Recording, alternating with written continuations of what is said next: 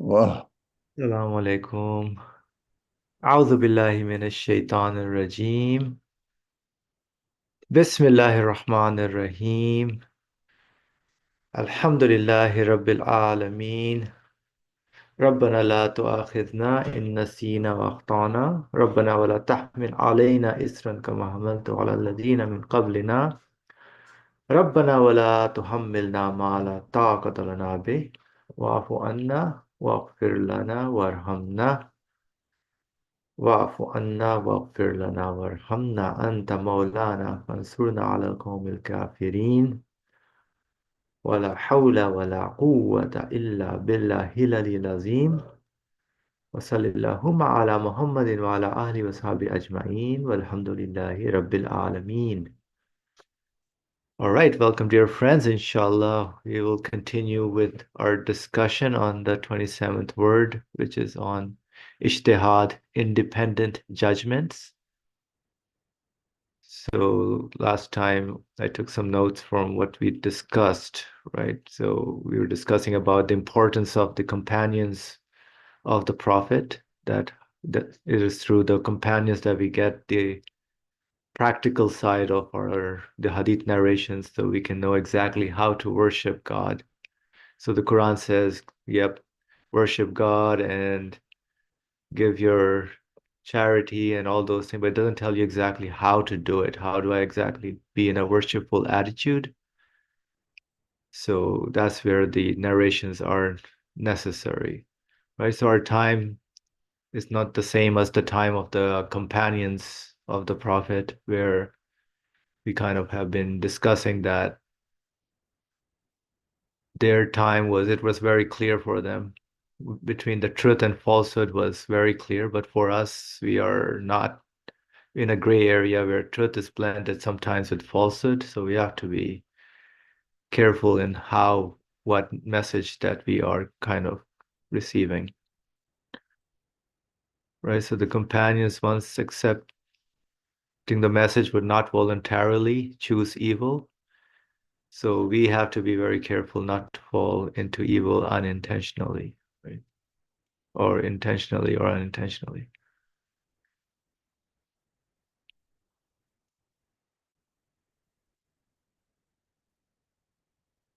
Intentionally.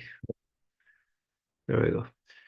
How to communicate with God practically in our living. So we need the examples from the prophets of God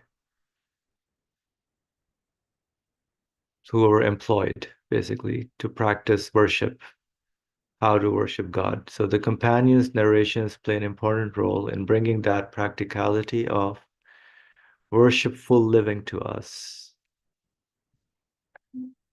So in Hadith tradition, the chain of transmission is verified, but not the narration of the companion, which is accepted as they had direct interaction with the Prophet Muhammad, peace and blessings be upon him.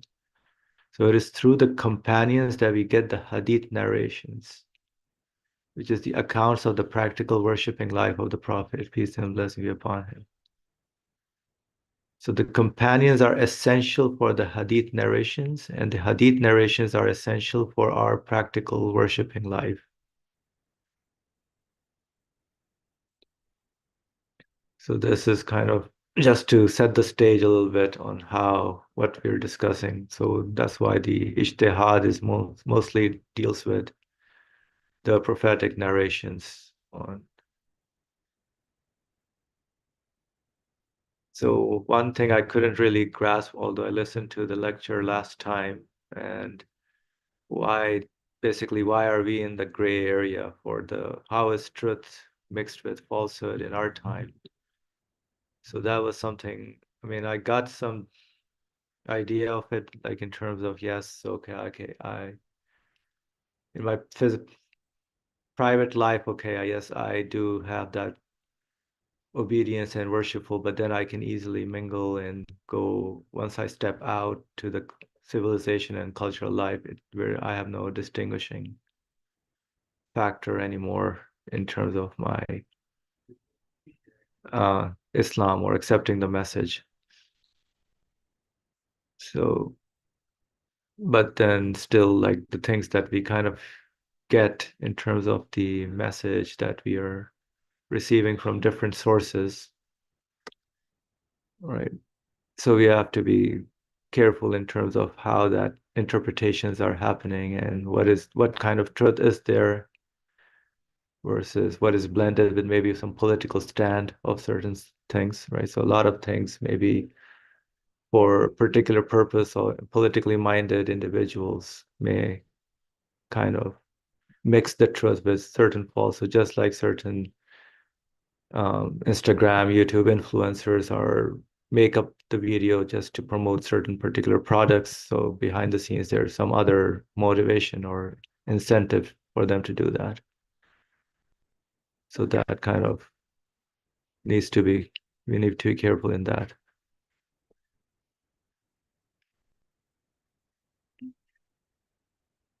All right. So anybody wants to comment on this? Brother Lee, please go ahead. If it is not still clear that why we are in a gray area nowadays, not black and white distinction is not available. First of all, the subject is the subject under discussion in the text that we have been reading about companions is related to the condition of the companions themselves and the physical, historically physical atmosphere of that time. The people, although small community compared to the world population, but this is the example. Now, in this small community in Mecca, and the certain tribe called Quraysh tribe were pagans. They just are proud of their tribe, which we always talk about it. And what else? They are honorable tribe among others because they are the custodians of Kaaba. And Kaaba is honored by other Arab tribes. And Arab tribes honored the Kaaba because Kaaba represents their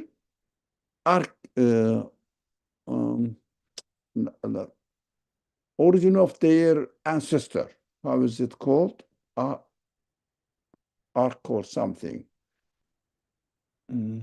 Ancestry or An ancestor, but Abraham was their what? patriarch? No, the source of their nation, Arab nation. Apart from Semitic lane, which is Ishaq's lane of Cheno. Archetype, is it good? No. Patriarch or something like this. I think patriarch. Am I right? Anyway, this is the word. I think that is why they respected Kaaba, not because they believe in God. They respected Kaaba because it represented their ancestral history. And like a heritage. Yeah, they came from this generation, Ibrahim's generation. Whereas the alternative generation from Abraham, traditionally known that time, and still it is known in this age as well, is Ishaq's generation. Beni Israel is in Ishaq's generation. So through Yaqub, Ishaq's son, and continues from Jacob. The prophet Jacob's name in the biblical language Israel. Israel. That is why they are called Beni Israel. Now, why I am emphasizing on it? Not they called Kaaba as Baytullah, not that they believed in God really and devoted themselves and respected Kaaba for Baytullah. No, it was their national pride, national identity, national symbol. That's what they turned into a national symbol because they said we are Abraham's nation, not Semite nation, divided before between Beni Israel and themselves. So they found their national, racial identity in the symbol of Kaaba. That's what it is important. Pagan idea lies from there. Some people think that these people really believed in God, respected Kaaba as the Baytullah, God's house. No. Name was Baytullah because somehow a vague idea that Abraham believed in God. And they also had a vague idea of God. That's why they didn't say that our idols are God. They say our idols are intercessor before we and or the they and God. Because they didn't really deny God. But it doesn't mean that they believe in God. Why is it important? Pagan idea has nothing to do with no sense of religion, no sense of responsibility in the hereafter, that they are going to be taken into accountability after they die. Not because of this, because tribal pride.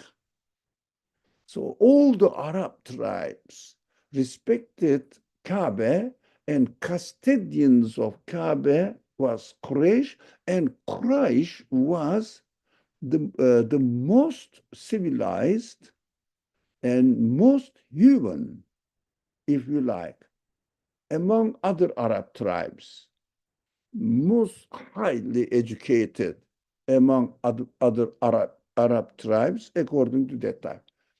What does it signify? On the one hand, pagan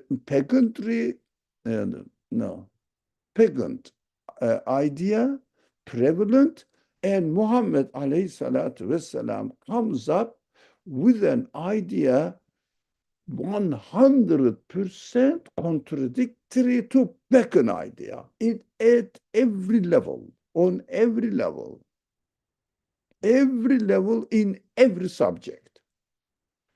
Everything was black and white now after the message is being delivered through by the prophet and a few companions, those people who approved, confirmed his message.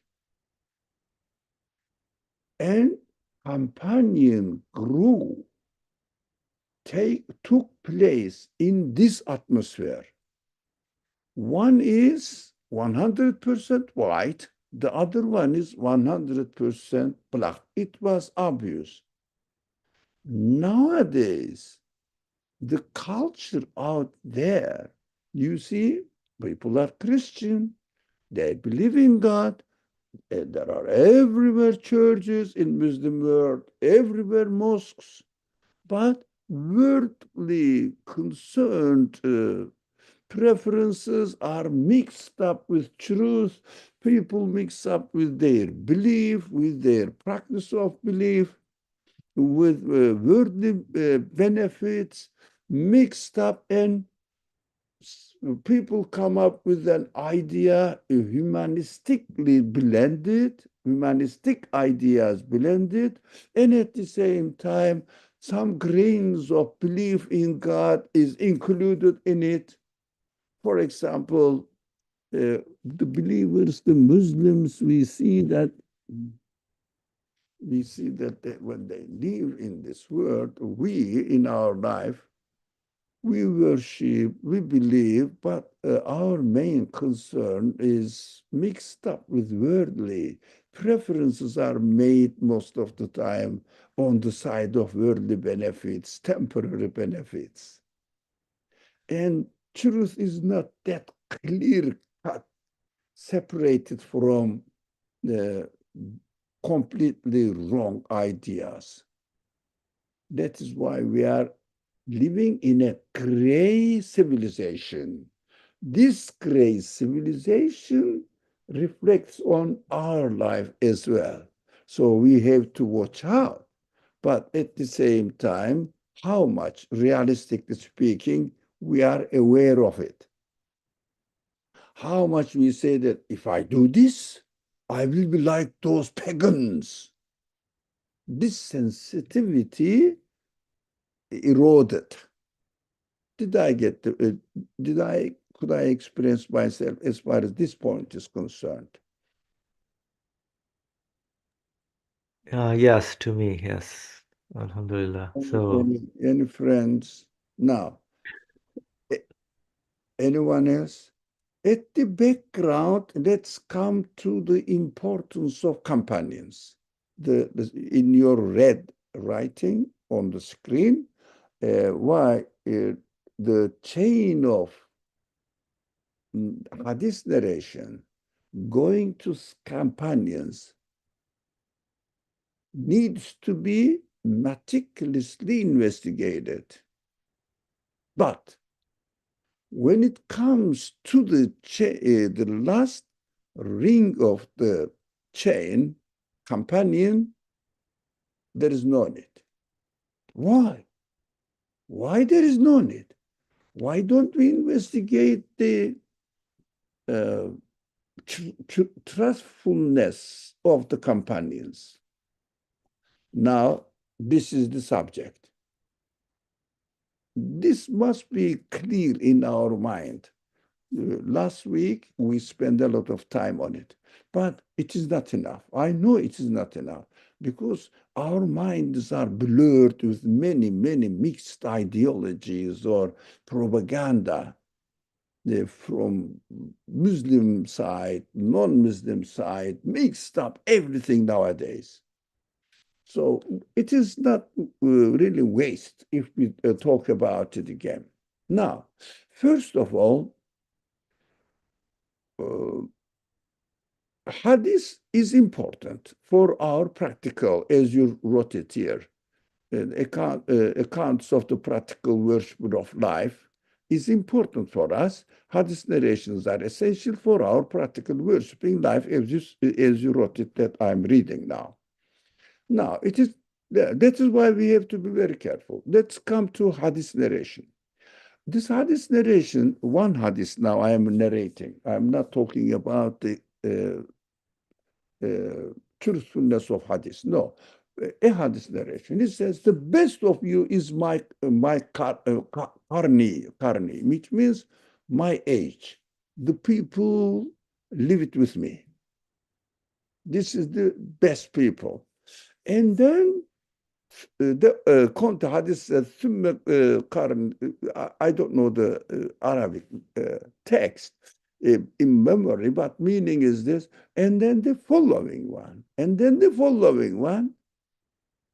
Look at this degradation, deterioration of the centuries or generations presented to us. Why? Because not the people are changed, not the potentials of the people are changed. No, living conditions changed. Political arguments among Muslims, not among pagans and Muslims. No, among Muslims, because it needed to be refined. it needed to be refined. So that is why practically after the death of the Prophet ﷺ, this problem emerged among the Muslims themselves almost immediately, really, during the Caliphate of Abu Bakr. Tribes were aligned with, some tribes were aligned, and some of them had peace treatment treaty between Medina administration. After the Prophet died, this alliance started getting looser, and some people declaring their intention not to be bound by this alliance. And then Umar, this problem during Prophet Abu Bakr's period finished, ended. Everything is settled down. Everybody knew that, learned that they have to keep their promise as far as the conditions or articles of the treaty is are concerned. So that settled down.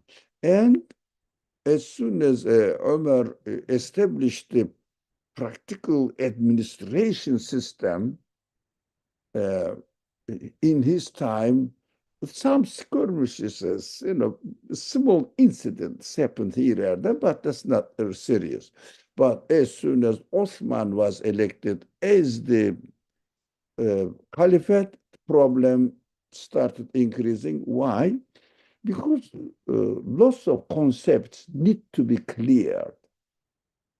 Lots of concepts that the Quran presents us. Most of it is what the essence of the Quran is, what some fundamental terms Tawheed means, what being a human being, not the creator is only one, but human beings must submit themselves to God. But how? Practically, I am doing something. Am I not responsible for it? Qadar, this divine determining subject, became a topic of a hot discussions. The concepts that the Quran introduced to the human beings need to be refined, and of course, this process of refining is not easy. It must be boiled up. That is how the creation is taking place. You cannot really separate the what is coal and what they burn the coal. Let's say cold, but it's not cold. Let me see. H. Beza may help me. Elmas. Diamond. Diamond. So coal is complete wrong. Diamond is 100% true. So how can you get it? You have to burn it. So Muslim community were burning now from inside that time during Uthman and Ali, burning inside. So the things are being mixed up. Now, Hadith narration went through this process of political turmoil. We have to understand that. The narration went through this political turmoil. But when we trace back to the companion period, it is 100% clear. So companions had to be trusted. Why? That is why the Prophet says, my age is the best. It means You can get the pure narration from the generation we live it together, or generation live it with me, because they cannot mix up with truth and falsehood because of their conditions. God provided this atmosphere in order to protect it. Because when it comes to companions, everybody was totally obedient to God, except some hypocrites, but they were politically in another position. They didn't really involve in hadith narration. They didn't trust the prophet anyways. So we don't see that some of the transmitters, narrators are hypocrites. They were not interested in protecting and narrating the actions of the prophet, sayings of the prophet. They were looking for in an opportunistic way. So they are physically separated from hadith narrations because they didn't get interested in keeping the prophetic saying and narrating to others. Their position was just being opportunist, benefiting from Medina prosperity, sharing, getting some share from there, and believing shaky relationship with it. So they didn't take any responsibility for themselves that prophetic practice is very important. I have to keep it and narrate it or pass on to other generations or other people. So there was no problem of hypocrites in hadith narration. That is generally accepted and known among hadith scholars. So when it comes to uh, sorry, hadith narration chain, when it comes to companion, we should not have any doubt, because they were in the position which was impossible for them to tell a lie. Telling a lie was as hateful as turning back, going back to pagan life. After taking this decision that they have to follow the prophet and taking this side and putting their life at risk, is there any way that they can go back to pagan tradition? After going this clear-cut separation from pagan life and risking their life by taking the side of the Prophet ﷺ. So those narrators from the Prophet ﷺ were not to be suspected because they deserve not to be suspected. Did I get the point? Oh, cross to you. Yes, clear to me. Yeah. So I should stop if there is no other. So in hadith narrations, if we suspect about the trustfulness of the companions, we cannot practice Islam. Why?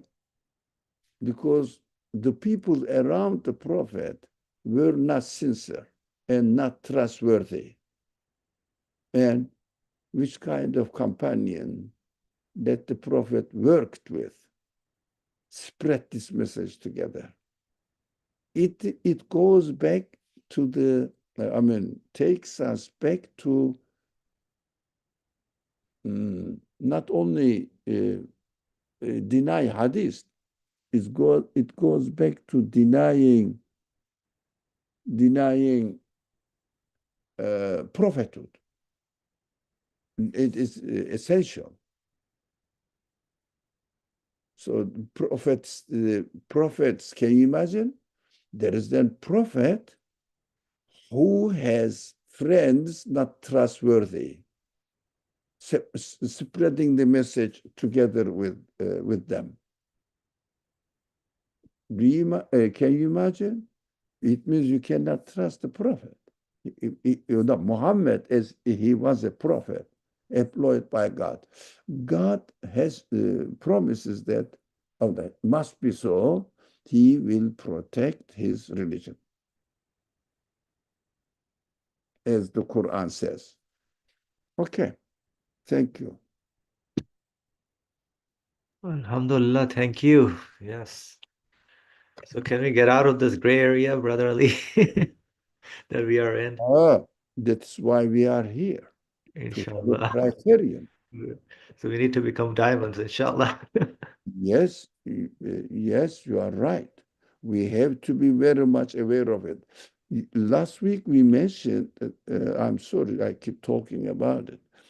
Last week in the discussion, we mentioned that this treatise that we are reading is not to be read for the sake of what this independent judgment means. No, it's not for knowledge. Under the title of independent judgment, what we are learning now, that we have to be very careful. Our time is difficult, and we have to watch out. Black and white is mixed up. We are the children of great civilization.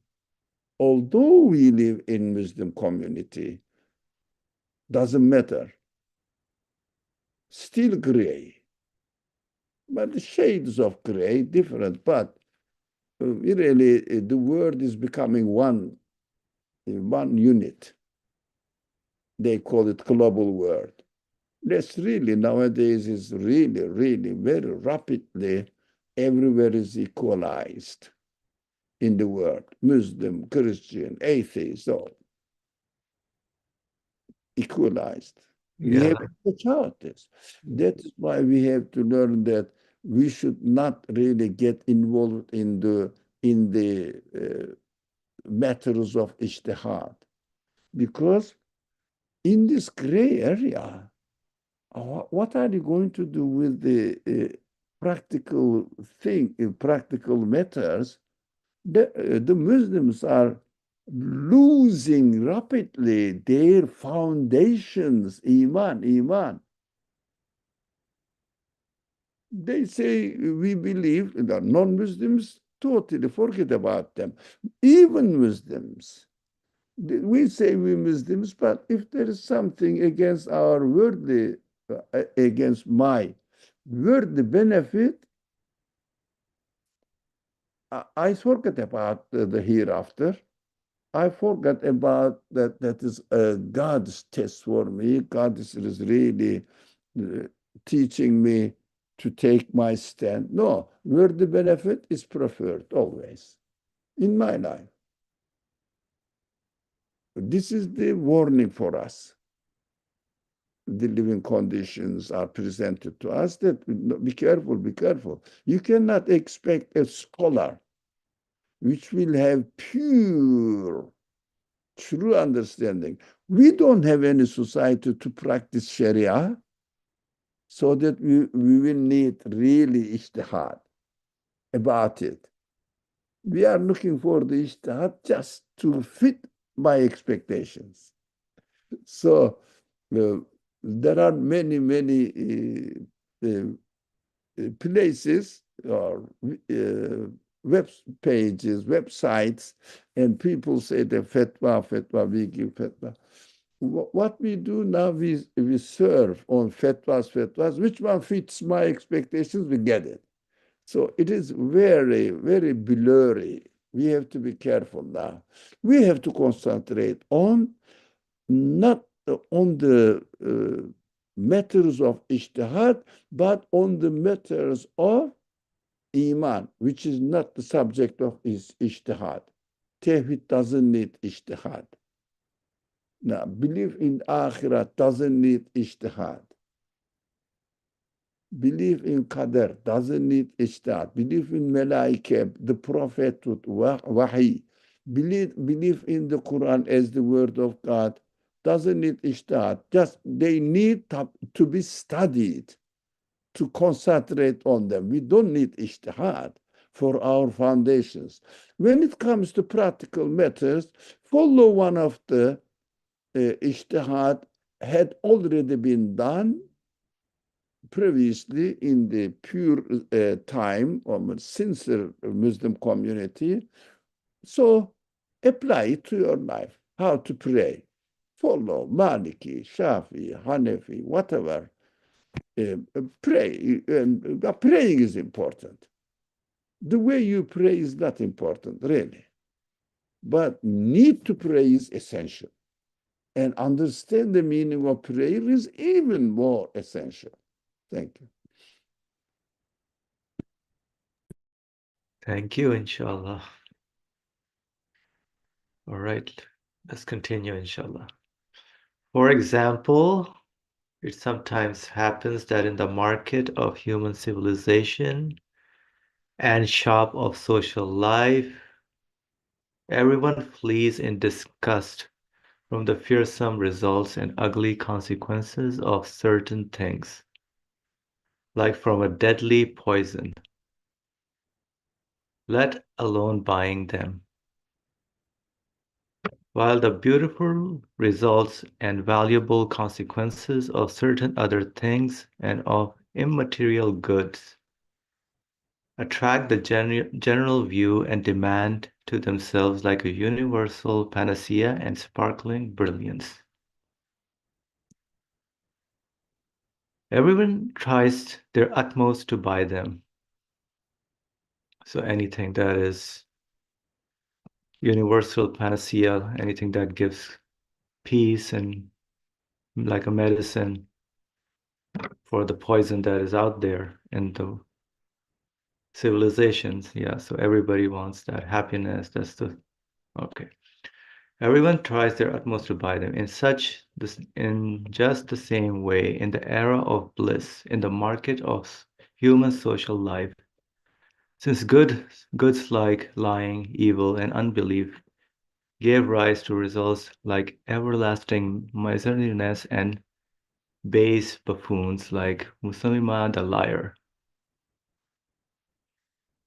It is certainly and clear that the companions who were captivated by elevated characteristics of love and exalted things would flee from them and loathing us from fatal poison.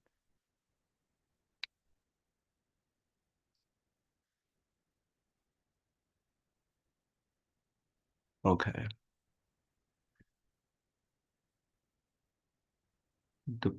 Okay.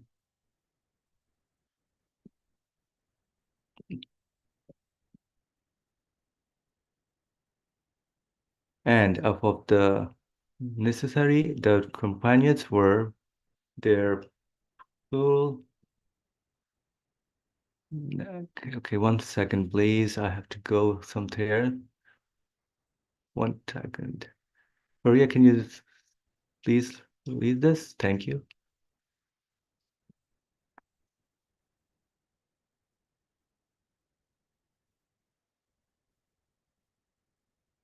Anyone who want to read this, please? I have to 1 second. I'll be coming back. Fariha? Assalamu alaikum. Yeah.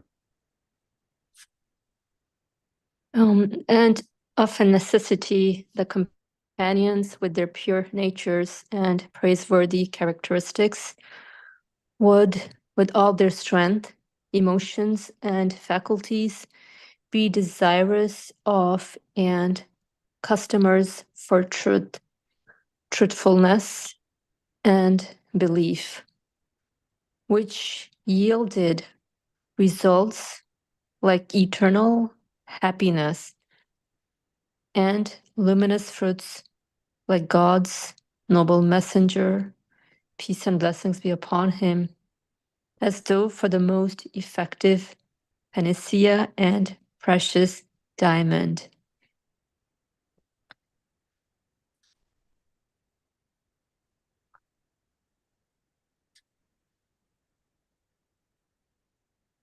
Should we continue?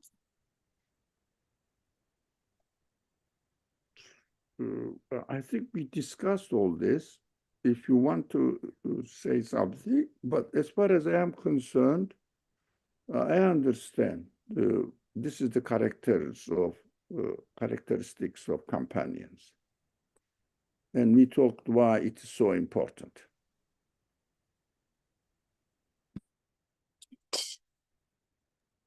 Okay, I'm back for you. Want to read it? Go ahead. Yeah, inshallah. However, after that time, the distance between truthfulness and lying has gradually and by degrees diminished until they have become shoulder to shoulder. Having begun to be sold together in the same shop, social morality has become corrupted. The propaganda of politics has caused greater demand for lying. At a time when the awesome ugliness of lying has begun to be concealed and the shining beauty of truthfulness has begun not to be apparent, who can attain to the strength, constancy, and taqwa of the companions in the matters of justice, truthfulness, exaltedness, and right, or surpass their level? I shall explain something which occurred to me, which will illuminate this to a degree.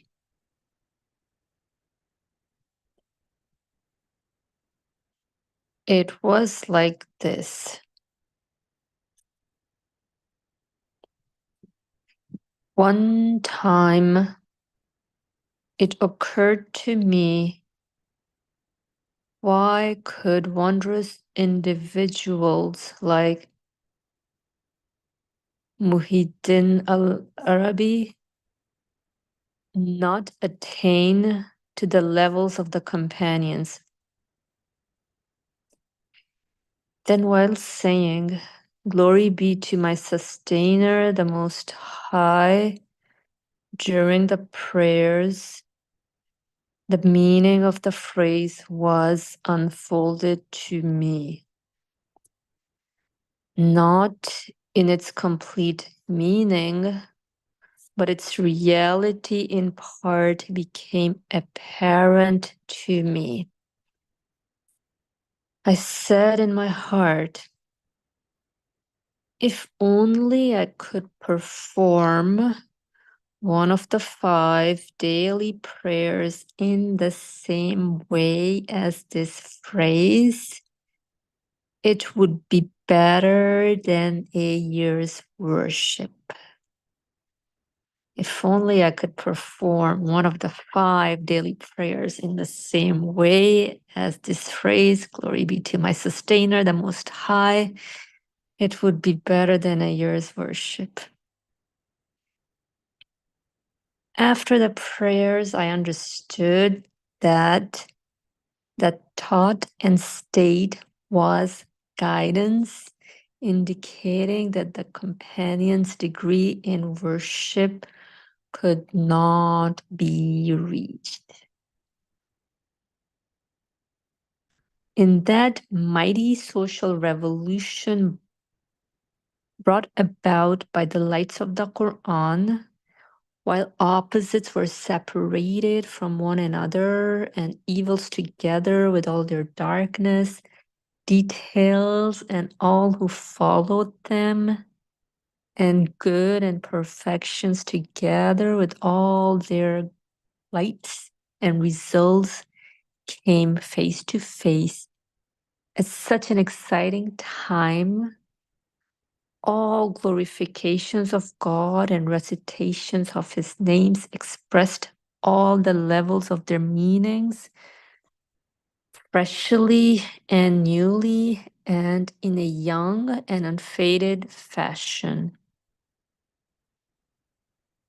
So too, under the crashing of that mighty revolution, all the senses and subtle inner faculties of people were awakened, even senses like those of fancy and imagination, in an awakened and aware state, received the numerous meanings of those recitations and glorifications in accordance with their own perceptions and absorbed them. So too, under the crashing of that mighty revolution, all the senses and subtle inner faculties of people were awakened, even senses like those of fancy and imagination in an awakened and aware state received the numerous meanings of those recitations and glorifications in accordance with their own perceptions and absorbed them.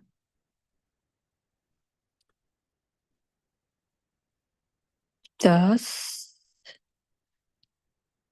due to this wisdom, when the companions whose senses were awakened and subtle faculties alert uttered those blessed words,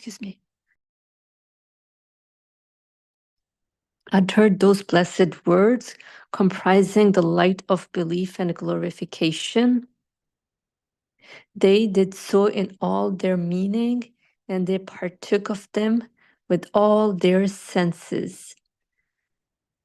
They did so in all their meaning, and they partook of them with all their senses.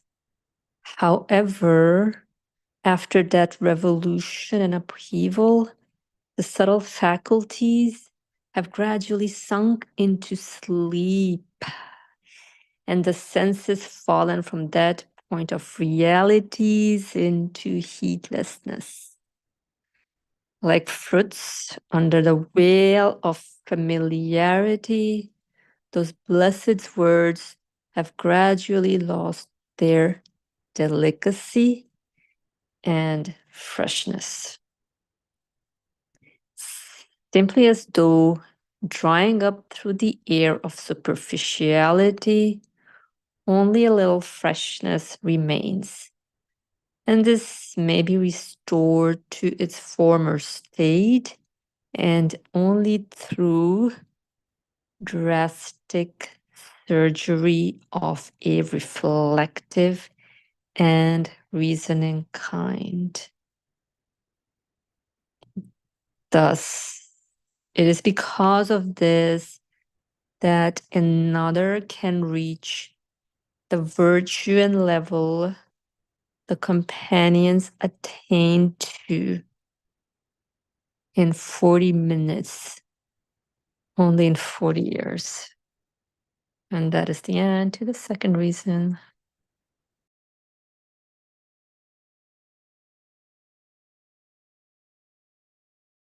Thank you, Faria. Okay.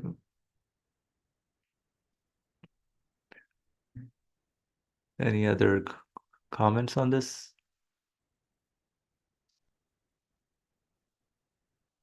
I think we kind of discussed this a little bit. Yes, Brother Ali, go ahead, please.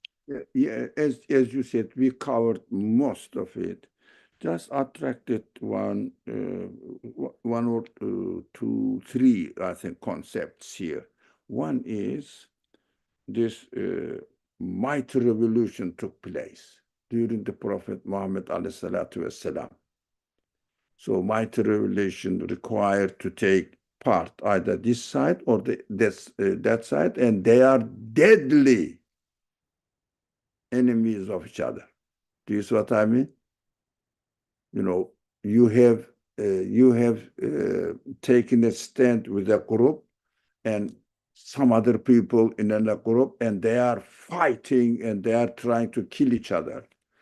Can you have a sympathy to the other people? Can you? The ones who are attacking you? No. Can you really say that, oh, they are nice people to some extent? No. They're attacking, so no. No, that is the great, mighty revolution. That's what we have to understand, that they are standing on the prophet's side. These people are companions. What are we talking about? Whereas in our time now, when we come here, this is the always I talk about familiarity, danger of familiarity. Yeah, very the veil of familiarity. For example, I was born in a Muslim family, and I don't remember when I started praying, by most probably imitating my parents and brothers, elder brothers. Now putting my head down and up, growing this way. I don't really appreciate the value of prostration. Why? Because I am grown with it. It is something normal for me. Every day I'm doing it. Something normal. Can you imagine? You never had the idea of prostrating at all as an I am self-sufficient one. And everybody around you are trying to be the best, to show themselves as the best person, egocentric, concerned. And I am one of you, and suddenly comes a message, accept the message and say that no, self-sufficiency, what are you talking about? I am a created, needy, poor person. And I have to acknowledge that my creator is the absolutely self-sufficient one. And I can't be like that at all. And express this and put your head down. Look at the change now, radical change in your life, revolution. Companion went through this. I went through familiarity. Yeah, sure. It is time to pray. Let me go and pray. I don't really appreciate how precious it is. So that is the second concept. The first one, great revolution. The companions went through, and I am going through familiarity. And my attachment to my religion is just superficial. Superficial. It means, my life is there, but sometimes I have to do some of my religious duties. But my life is there, but religious duties, doing religious duties at a patch on it. And this is my clothes, but there is a patch somewhere on my body, on my dress.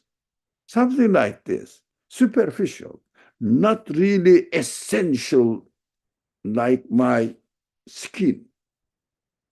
No, it is time for prayer. Let me go. Where is my prayer mat, prayer rack? And where is my prayer cloth? I have to wear something decent now. I'm praying. That's it. Oh, and after prayer, take it off. That's what I'm doing. So you cannot trust my attachment to religion, whereas those people standing behind the prophet and getting their sword and defending prophet's message, and also those people who follow the prophet, and the animal, your enemies are opposite you, trying to kill you, and you will have some sort of sympathy about their culture, about their way of life. Impossible to think. That's what we have to get this picture about companions. Thank you. Inshallah. So this is an example like the Sabbihisma Rabbikal A'la, glory be to my sustainer, the Most High. And then, yeah, mighty social revolution. And yeah, about your prostration is very important, actually. You're right about recognizing that I'm in need of prostrating, inshallah.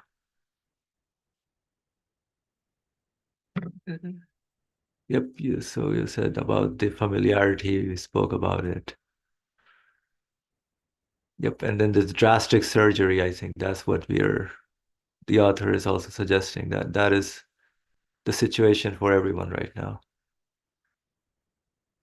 That's why he focuses on reflecting and reasoning, basically, a lot in his work.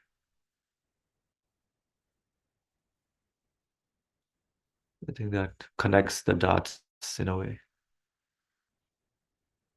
To get out of that familiarity, not take existence for granted in a way. And also our belief. We shouldn't take our belief for granted. Right. Yeah, defend it by practicing, putting it into practice consciously. I am praying because it is fard. Allah ordered. Is different from I am praying from because I have to do it. Look at my Creator, how generous He is, how merciful He is, and how can I ignore what He's creating for me? I have to turn back to Him and give a report of what I have understood from His creation. Allahu Akbar or Subhana Rabbi al-Azim, Subhana Rabbi al-A'la. No, that's completely different, really. Completely different matter. Inshallah. Yep. All right. I think we can stop here for today, inshallah. Unless anybody wants to share anything or comment on anything. And we'll start from the third reason next Sunday, inshallah. I think it's much clearer to me, inshallah, how the importance of the companions and the way their virtue in a way, and how what my life is, I can do a comparison as well. It's no way close to anything, right? Even a scholar like Muhyiddin al-Arabi was mentioned here, and then Nursi himself giving his own experience as well, and then realizing, yes, you need that familiarity is a problem, and drastic. Drastic means like very. The drastic is a strong word. It's not like a minor surgery, but the drastic one. It's a strong word, inshallah. بسم الله الرحمن الرحيم سبحانك لا علم لنا إلا ما علمتنا إنك أنت العليم الحكيم وآخر دعوانا الحمد لله رب العالمين بحرمة سورة الفاتحة